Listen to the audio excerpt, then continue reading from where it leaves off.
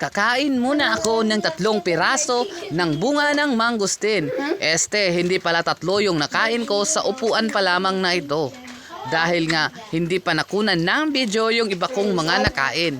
Dahil nga sa araw na ito ay ito yung Timpopo Festival 2024 August 18. Isa pala ako sa nakikain sa nakahanda ng mga prutas na nakahilera sa highway, kung saan ito ay parte ng pagdiriwang ng Timpopo Festival.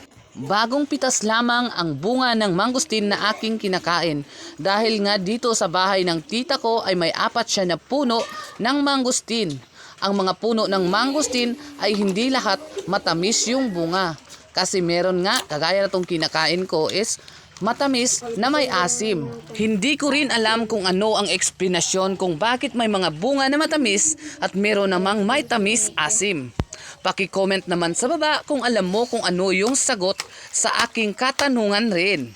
Matamis man o may tamis asim ang bunga ng mangustin ay hindi may kakaila na paborito ko pa rin ito na prutas. Dahil nga sa bukod sa masarap na, ay marami pang mga benepisyo ang naibibigay na magandang dulot sa ating katawan. Mamaya na nga lang din ay uuwi na kami ng Malatab. Kaya sinasabi ng pinsan ko na manguha na kami ng bunga ng mangustin.